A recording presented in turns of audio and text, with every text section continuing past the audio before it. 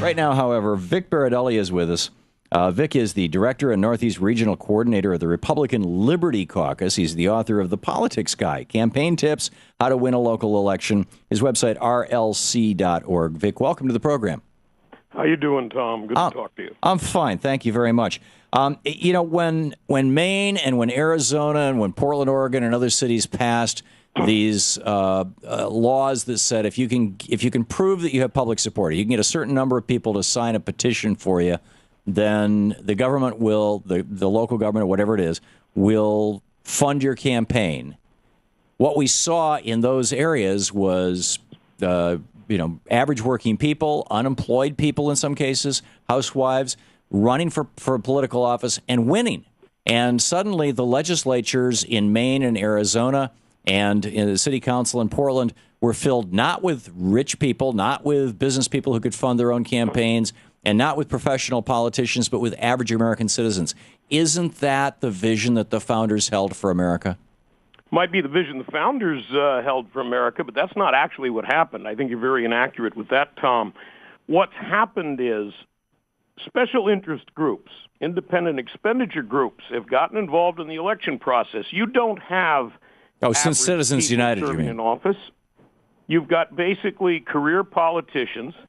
And what happens, and I have a problem when you try to pass a bill with good intentions and you don't pay attention to the details, you pass bad bills.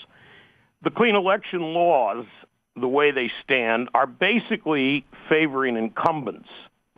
Now, as I'm a campaign practitioner. I help people run campaigns, and most of my clients are first-time challengers taking on incumbents.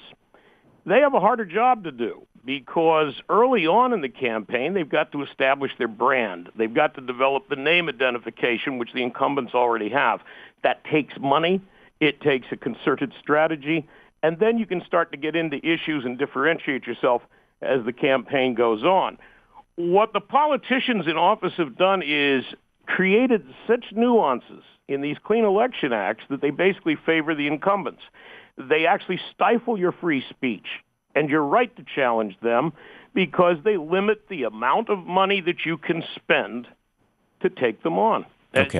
And then they can frank unlimited on an unlimited basis. They can always get in front of a local TV camera.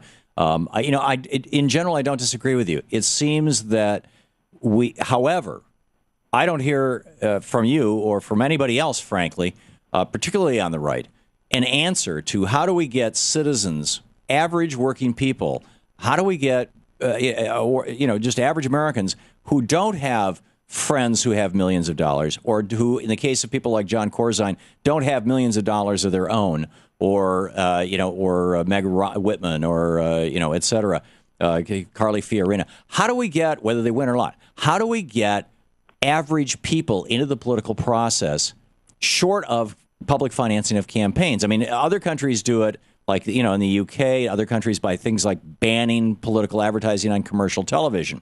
Now, you and I both know the Supreme Court would knock that down as a violation of the First Amendment. How do we, given our Constitution and the way that the Supreme Court has chosen to interpret it, how do we do this? Well, first of all, I think you're going to have to talk about what are the average people that are getting involved in politics. I think you're missing a key point here. Left or right, there are politically involved people, but the average person who votes doesn't even pay attention to the election till a couple of weeks before they're going to vote. I agree with you on that too, but that's not my question. Describing how to reach them, but but here's the problem. Everybody says something ought to be done about government, but first of all, some people have families to take care of. They haven't got the time to go down to the legislature or to spend 4 nights a week at City Hall. They've got to take care of their families. So you winnow down the process, you're basically going to end up with politically active people, not necessarily average people running for office. Right. Okay, so then they have natural constituencies, and historically for the Democrats, the natural constituencies were the labor unions and the trial lawyers who could provide them with cash, and for the Republicans, it was rich people and big corporations. And now Citizens United has just kicked the doors wide open. And in the meantime, since Reagan came into office, we've seen unions go from America being 35% unionized to being 6%, 7% of the private workforce unionized. And all these assaults against trial lawyers. I mean, the most recent one was in the Supreme Court last week, in the Walmart case, saying, sorry, guys, you're not going to make any money off a lawsuit against Walmart.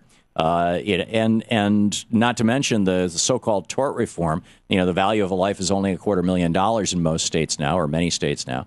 So how can Democrats ever get elected, even though they're representing positions that the vast majority of Americans support? Things like we want Social Security, we want Medicare, we want a strong minimum wage, we want the 40-hour work week. 1 second, because I think I discovered one of the problems you're coming from here.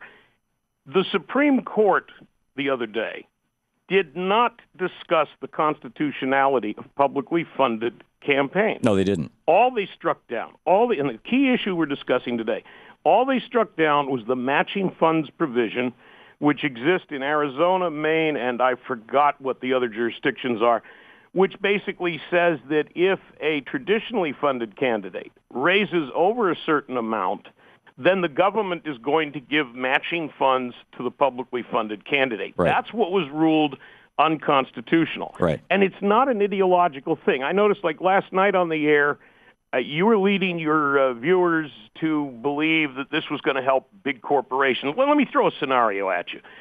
Suppose there is a traditionally funded, in other words, they're getting private funds. They're not taking the government money. Well, let's take a traditionally funded candidate who happens to be, let's say, pro-choice. They're running against a candidate who's getting clean election funds. They're publicly funded. They're getting taxpayer money. Now, they take that money, and they do a flyer with the typical anti-abortion Vic, we have a little less rhetoric, than a minute referring here, to the if you could summarize. Or whatever. Okay, now, we got an independent candidate, pro-choice, running with traditional funding. They need to set the record straight. So maybe the political action committee of a group like NARAL says, well, okay, we're going to send out a mailer, whatever thousands of dollars that's going to cost. Now that gets declared as a campaign donation to that candidate, which now triggers matching funds to the publicly funded candidate, giving them a chance to send out another hate flyer.